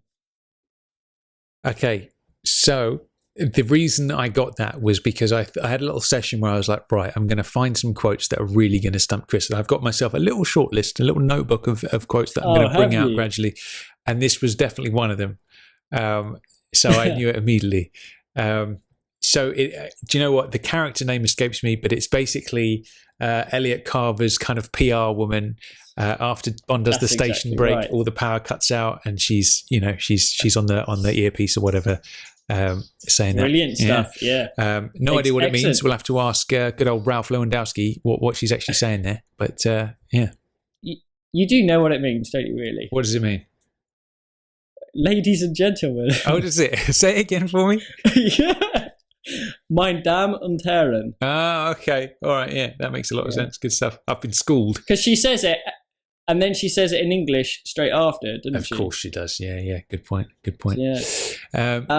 But that character didn't actually have a character name. She's only known as Carver's PR lady. At least I think so. So all right, cool. You got that right as well, really. Double whammy. Cool stuff. Excellent. So my quote of the week, I think you're probably going to get this one. It's a one-worder. It's also a foreign language We love one. the one-worders. Oh, God. But I think Okay. this is reasonably obvious. I think you'll get it. Okay. And also, I should preface it that this happens more than once, so you can have any of the moments where it's mentioned. Bitch! Wow. Okay. I'm going to do it one more time. Okay. Any ideas? There's a character that came to mind, but I don't think it's quite that like the way you said it. All right. And I don't think the word is right. So I'd probably have that as a half guess. All right. Outside of that, I'm not sure. So this word gets said quite often. Then, Yeah, is it? it's definitely more than once. Maybe I'll practice my delivery for next week, and we can find out what you think next time. So obviously the answer to that will be revealed next time. So last time we got a listener quote from JBR listener Jack Taylor, which was this one. I don't think you heard me. Now, Jack mentioned last week that he didn't think he was very good at accents, but I think, to be honest, that performance is absolutely spot on. It's brilliant. Do you know what I think he did? I think he actually took the vocals off the film, and then he sort of said in his own voice, "I'm just about to say something," and then he literally just played the quote off the film. That's probably what it was. Yeah, absolutely. So, any ideas, Chris? Any idea who that might be? I do have a strong idea, and I think you did as well. Actually, it's a sort of thing where purely because of the delivery as well, because that sort of line is reasonably generic in terms of it could have cropped up in a few different films, perhaps, but because of the way it's delivered, it hit the nail on the head so much that I tell you what, if I say the film and then you can say the scene. All right, yeah, go on, let's do it. Okay, I hope we get this right, Yeah, but me too. I think it's from The World Is Not Enough. Huh. All right. Uh-oh. So I tell you who I thought it was. It wasn't from The World Is Not Enough. I thought it sounded like Largo, but I was struggling to find a point where he would have said that. And I thought maybe it's the scene where he's sort of like interrogating Domino or something like that. But to me, that sounds very Largo-esque. But now you've said The World Is Not Enough, that has also just brought somebody else into my mind as well. So who do you think it is in World Is Not Enough? So I think it's one of Zhukovsky's goons. When Bond walks into the casino, he's like, tell Zhukovsky I'm here, or take me to Zhukovsky, or something like this. And the other guy, the sort of goon, the bald goon, goes, "Perhaps you didn't hear." What does he say again? I don't think you heard me. You heard me. Yeah. In other words, telling Bond to go away, and then Bond basically swipes his legs and puts a knife in the guy's tie, so he's left strangled. I mean, if it's not that bit, I'm sure it's. Do you know what? I think you're absolutely right. I do love that moment where he sweeps him and puts the knife in the tie. I think that's such a cool maneuver. It's quality. But so all right, cool stuff. So let's have a listen. We got a follow-up message from Jack, so let's find out what the answer is. Hey guys, it's Jack here, calling with the answer to last week's listener quote, and here it goes. I don't think you heard me. That is, of course, Valentine's thug in the casino in The World Is Not Enough. He says this to 007 right before Bond pulls out the gun and stabs the knife through the necktie. I couldn't find the character name anywhere, so to be fair, he is an unknown character, but that's the answer. I hope you guys did well. Hope you guys all got that one. Thanks for having me on. Nice one. Oh. So you hit the tail on the donkey there, Chris. Yeah. Just like the knife in the tie. Yeah. But that was all down to the delivery. So nice one, Jack. That was spot on. Do we have any new JBR listening quotes for this week? We certainly do. This week we have a quote from Mr. Ed Perry. So let's have a listen to his quote of the week. Hello, Tom and Chris. This is JBR listener Ed Perry, a brother from Langley, with a guess the quote for the guess the quote round. Here goes. Then I must die. Again, that's then I must die. Well, hopefully you can figure that one out. And hopefully the listeners will guess that one too.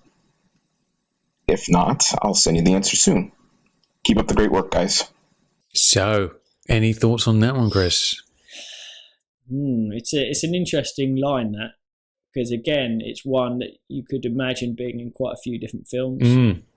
There's one film that comes to mind and one scene that comes to mind, but I'm not 100% yet because I'd have to ring a few others.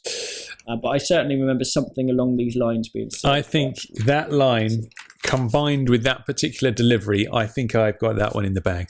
That's a good impression. I think the delivery is right and the voice is spot on as well. So if I'm indeed correct, then I'm confident I've got the answers to that one. These JBR listener quotes get awesome, aren't they? Everyone's nailing the deliveries and the accents and everything. Yeah, absolutely. Nice. Now, with that said, actually, everybody's raising their game. That's good, but we are actually starting to run low on the old listener quotes. So if you've been thinking of phoning one in, then use this as your opportunity to do so. We've had some brilliant ones, and we're always hungry for more. So make sure you come to jamesbondradio.com, press the voicemail button on the right hand side, and send us through a lovely quote. That'll be good. So speaking of JBR listeners getting involved with things, we had a rather wonderful email just this morning, actually, before we started recording today's episode, from JBR listener Dan Gale. And he said, listen, guys, I cannot bear to listen to you guys singing jingles and stuff that you just made up on the spot. It's a racket. It does my head in every week. So I've taken the liberty of making a couple of jingles for you. Now, I thought, all right, cheeky. Let's have a look. Easy. And he happens to have made some brilliant jingles for us. So instead of me performing the Guess the Music Q theme tune this week, I thought we'd, courtesy of Dan Gale, we'd use our first proper official jingle. So should we have a listen to it? Wow. Yeah, for sure. Let's play it. All right.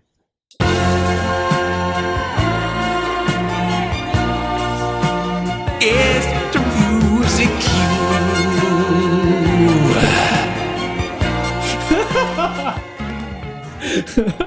What a wonderful, wonderful piece of music. I love it. Good stuff. But That's just, amazing. A nice bit of genius there. Good stuff. Carly Simon, Tom Sears Duet. Let's do There it. you go. What a wonderful prospect that would be. Cool. So what do we have last time on Guess the Music Cue? Okay, so now last one was, I think it's a sort of music cue where once, it'll be that sort of thing where I've heard it, but as soon as you guess the right one, it'll be like bing, bing, bing. You'll just know it straight away. Mm-hmm. It's a bit of a light-hearted one compared to sort of more recent ones that we've had. So, let's have a listen, have a reminder, and see what everyone thinks. Let's do it.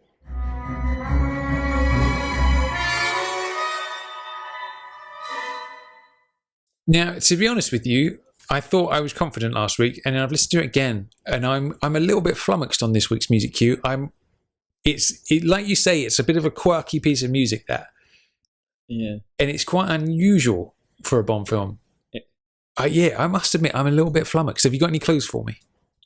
Do you have an idea of sort of decade or era? Or... Would it be from the Roger period?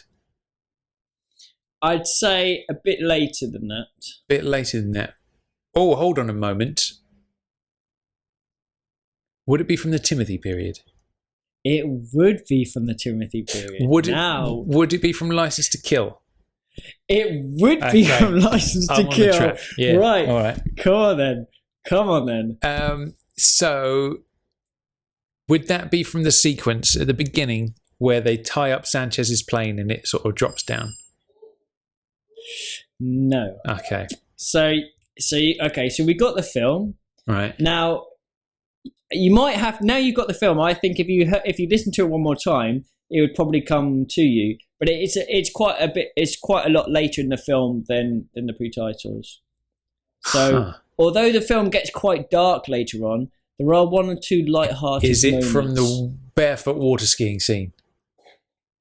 No, it's later than that as well. Is it from where he abseils down the building and puts his hand on the boobie? We're way later than that as well. Man. It's right towards the end of the film. It's not when the fish winks, is it? No, not that late. Thankfully, no. Is it when they shoot the gas tankers and it goes ding ding ding ding with the bullets? No, it's a little bit before then. Good God! Is it where Bouvier comes out, looks like she's dressed like Dario thinks she's like an angel before she shoots Dario? You're so close, but no, it's not that. It's literally not too long after that. Not too long after that. So my next one was going to be with the Reverend dude and something to do with him. Yes, you're on the right track. Is it when he's running along with the bag of money and they nick the bag of money out of his hand? Yeah! Bless your heart. Yeah. Bless your heart. I got there in the end, didn't I? Excellent.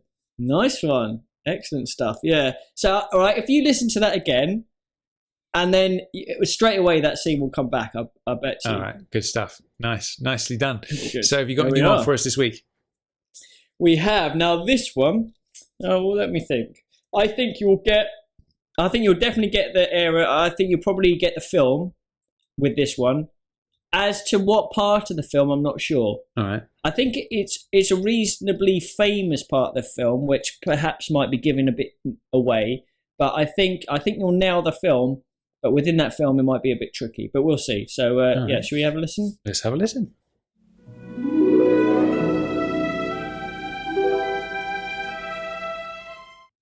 You're looking quietly confident there. Yes, I am quietly confident. I don't think there's many Bond fans who wouldn't know what film that's from straight out of the gate.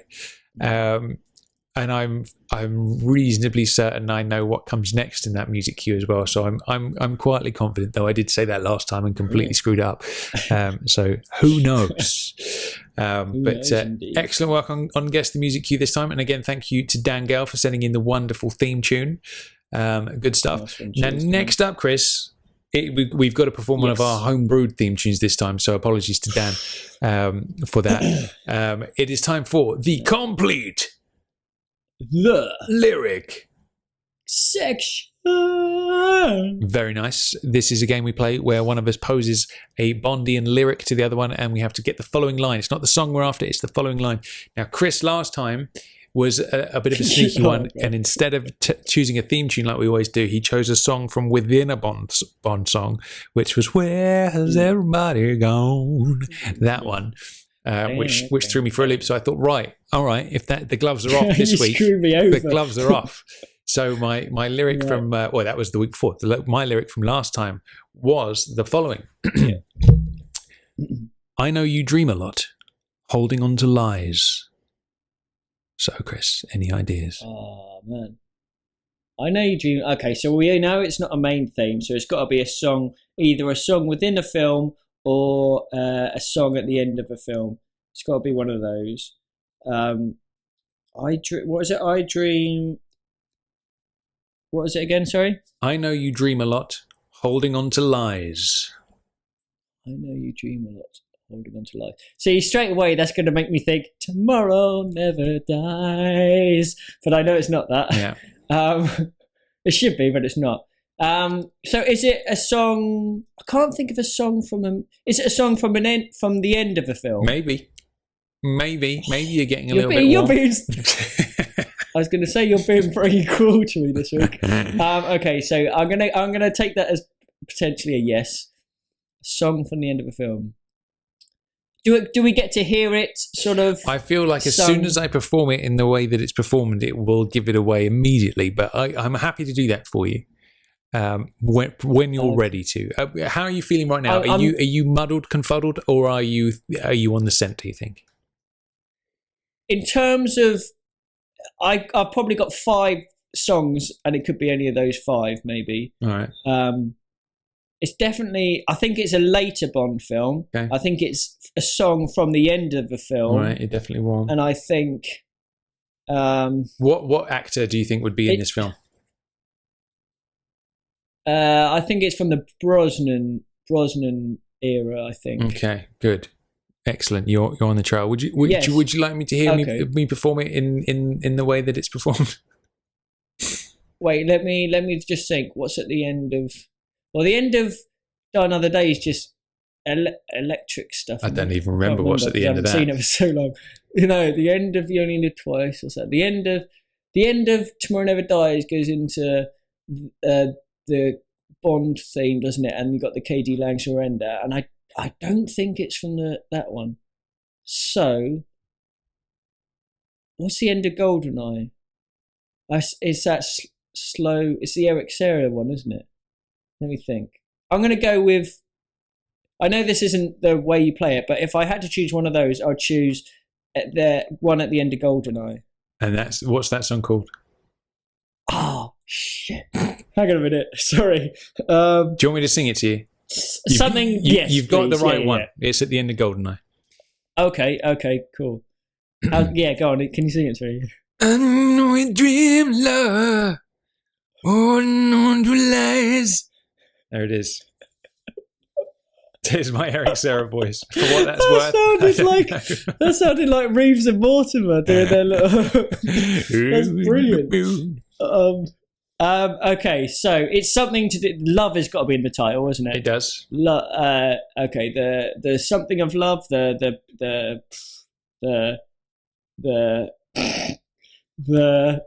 experience of love. Oh, there we go. The experience of love. Yeah. Okay, I've got no idea whatsoever what the next line is. No idea. Well, I'll perform it for you now, Chris. Okay. I'll do it from the beginning. I know you dream, Lord, holding on to lies. And if you went around. Sorry, I couldn't get through that. What the hell is that? I couldn't get through that. All right, I'll try again. And if you went around for someone to know where you hide. There it is. Which in English, in plain English, is Right. I know you dream a lot, holding on to lies, and you wait around for someone to know where you hide. Thank you, Mr. Sarah, for that. Yeah. Lovely lyric. I didn't have a clue, but I love the rendition, man. Thanks, You should man. do Eric Serra like for an entire podcast. Well, I think Eric Serra tribute act. I think that there'll be a big market for that. We'll do a travelling show. I like it. Good stuff. So, have you got a new lyric for me this week? I have, and I thought we'd go back to basics because I knew you were going to screw me over this week. So I've given you, in fact, I think it's a reasonably, hopefully easy one. But okay, so my new lyric for this week is, I think within the line you might get the what film it's from. Right, but cool. anyway, another tricky little gun giving solace to the one. All right, yeah, I'm confident with that one. I think that's another one where there's a big hefty clue in there that you would struggle to miss. So good stuff. Obviously, we'll find out the answer to that next week. So to round out today's episode of JBR, it's time for some. Well, again, we're not going to do the jingle this week because we have another jingle already from Dan Gale. He's supplied it for us. Ooh, so let's kick off Bond Celebrity Deathmatch with the theme tune. Celebrity Deathmatch.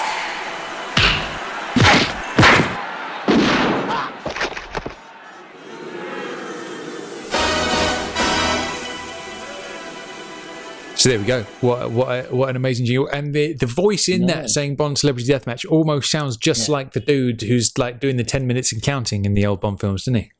It does. Now, who provided that voice? Do we know? Was it Dan himself? Maybe it was, yeah. A special voice artist? Or maybe it was the guy from Diamonds. Yeah, who knows? Who was also probably in Austin Powers, Yeah. by the sounds of it.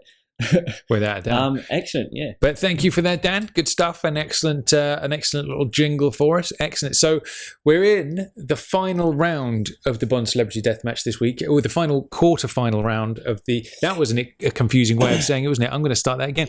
We're in the final part of the quarterfinals. That makes sense. Of Bond Celebrity Deathmatch this week, aren't we, Chris?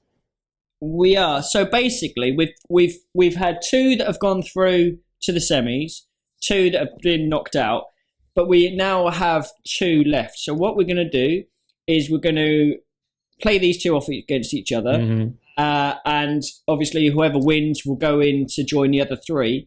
And then next week we're going to have the three losers in a big free-for-all to see which of those three losers they get a second chance to join the others in the semis. All right, cool. So we've kind of got two more rounds of the quarters to go, but so there's no need to shuffle on this one. No. There's no need to whistle or anything like this or tell me to stop because I've got them right here. All right, beautiful. And would you like to know who we've got? Let me see. Yeah, go on then.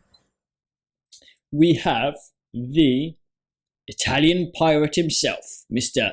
Emilio Largo. Very nice. There he is. He's a tough dude.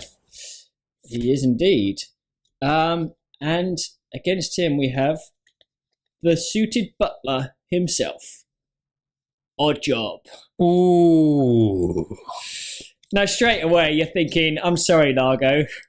I'm just sorry. We could just say, right, done and dusted. See you next podcast next week. But it's always nice to do the pros and the cons, and let's just have a list. Let's just have a look. Okay, let's start with Largo then. What pros, what strengths has Largo got? As we've said before with Largo, he is a very strong man. Like he did best Bond in hand-to-hand combat aboard the Disco Volante at the end of Thunderbolt. So, you know, he's hands-on. He doesn't mind getting stuck in his scuba gear and cutting people's air pipes and stuff. He's a tough dude, and he likes to torture people with ice and heat, and all that kind of stuff. So he is a strong dude. He's got a pool of sharks, Tom. Yes, he has a pool of sharks as well. And he's good with a gun because he does the clay pigeon shooting. Absolutely. So he's good with a gun. Sharpshooter as well. He also has the might of Spectre behind him. And he does. Yeah, he's a very, very, very strong candidate. However, when you go up against Oddjob, things change slightly because, okay, let's look at Oddjob. That man can crush a golf ball with his bare hand. He's got a hat, Chris. He's got a hat with a metal rim, which means it basically just breaks your neck if it hits you in the neck. You know, it's a very, very tough hat. Really? Yeah, I don't know whether you've seen that film or not, but I haven't seen that one. So that, and he is very, gold very bars bounce off his chest as well. Gold bars bounce off his chest. Bond didn't even dent him. It was like he throws a gold bar at him, doesn't do anything. He just grins. Every single time Bond tries to punch him, nothing happens. It's like punching a brick wall. So he is tough. With that said, what are Oddjob's weaknesses? He has an unending loyalty to Goldfinger. So if you take Goldfinger out of that equation, is he perhaps as strong because he's not fighting for Goldfinger? I don't know. He's also not fond of being electrified. That's all I can think of so far. That's true. Yeah. Now we know that one person who, doesn't mind his colleagues or at least other people being electrified is Largo. He's obviously got electrifying chair in the Spectre headquarters. Yes. Now, I can't think of a potential scenario. Maybe if they tell Oddjob, okay, we want to hire you, and then they bring him into Spectre headquarters in Paris, and he sits down, and then he gets fried, doesn't he? But the thing is, I don't see that potentially happening because none of them were henchmen in there. They were all Spectre agents, weren't they? And I don't think Oddjob would be a Spectre agent. Suppose at the same time, Blofeld was at the controls of that, wasn't it? It wasn't Largo who was controlling that table. Exactly. So, yes. So, okay, let's pit them off hand to hand against each other. Let's see what happens. Now, in Largo's fight with Bond, Largo is very tough. He does best Bond at the end. He's only saved, obviously, by Domino with the spear in the back. Very close. With the what do you call them? Not a spear. What are those guns? Harpoons. Is it a harpoon? Harpoon. Yeah. Or a spear gun. Spear gun. All right. Yeah. And so there's that. But Bond's punches did have an effect. It was a very evenly matched fight, wasn't it? There was some blood drawn on both sides. Yeah, it was pretty blow for blow, that fight. However, Bond's fight against Oddjob was totally one-sided. Bond did not stand a chance. It was only from using his wits and the might of the electric cable and the steel bars that was Oddjob's undoing. I am struggling to find any scenario where Largo wins this one, Chris. I've got to be honest with you. Okay, imagine if Largo had a spear gun and he shot Oddjob. I still don't think that would kill Oddjob. No. I think he would look down at it, he'd look back up, and he'd smile, and then he'd just pull it out or break a bit off so the barb was still in there, and then you just keep on going after Largo. Do you think the spear would actually penetrate the flesh, or do you think it would just bounce off like the gold brick? I don't know. Depends on how many layers. Yeah, depends on how many layers of clothing he's got under his suit. But it might even hit his hat and bounce off. And don't forget, Largo is obviously only got his right eye. So if Oddjob ever approached him from the left-hand side, he could throw his hat at Largo without Largo even limited noticing. depth perception as well. Yeah, indeed. So I think, like you said, I think this week is a no-brainer. I don't. The only possibilities we've got are if they were underwater. Oddjob, to me, I can't imagine him being as good a swimmer as Largo. That's true. Or as adept at sort of movement, shall we say, underwater. And his hat would. Oh, do you know what, Chris? I think I've done it. I think I've found something we haven't previously considered that works heavily in Largo's favour. Are you ready for this? Okay, I'm ready. The name that makes people tremble with fear whenever it's brought up. what we're failing to take into account is Largo Voldemort does have the might of Vargas behind him, Chris. Oh yeah, Vargas. Yeah, Yes. and he doesn't drink or smoke or make love. Or does make he? love. Yeah. Wonder what does he do? Yeah. So obviously that doesn't make any difference whatsoever. No. So yeah, I think it's just got to go to Odd Job this week, man. I think it's a no contest. I think it's like those fights in the 80s with Mike Tyson. He gets in there, 2 punches, and it's all over within 30 seconds. I feel like that's what we've got with this one. Well, we've seen his sort of judo chops, his karate chops. He can knock a man out. He can like break wood in half. He can like crush a golf ball. If you get anywhere within hand-to-hand combat, he's got you basically, hasn't he? Plus the hat and his sort of impenetrable sort of just strength. Yeah. He's just, I think we're going to have to. Fair play, because I think Largo's done really well to get this far. Yeah. Quarterfinals is not a bad place to be at all. Yeah. And he's really done well. And we have to say that again, he did best Bond in the fight on the Disco Volante. Absolutely. It was evenly matched, but he actually had Bond down and he had, he was ready to kill him. Obviously, Domino saved the day, but that's got to be mentioned.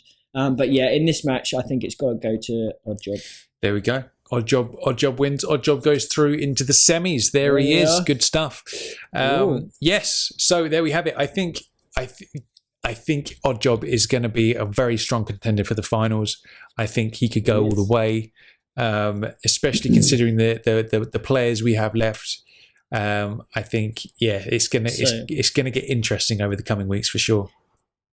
As a recap, so the 3 that we currently have in the semi-finals are Odd Job, Jaws, and Xenia on the top. So those are the 3 so far in the semis, and we've got one more out of these 3, who I'm not going to tell you who they are until next week, and then we'll see who joins them. So it's the wild card round next week for a place in the semis. Exciting stuff. Now, I tell you what's also exciting, Chris, is that we are so close to the release of Spectre now, like we said at the beginning of today's episode. We are 10 days, Tom. It's 10 days away. Do you remember when we were saying, it's only another 6 months to Spectre? It's only another 5 months to Spectre. It's 10 days away now, which is just ridiculous how quickly that's crept up on us.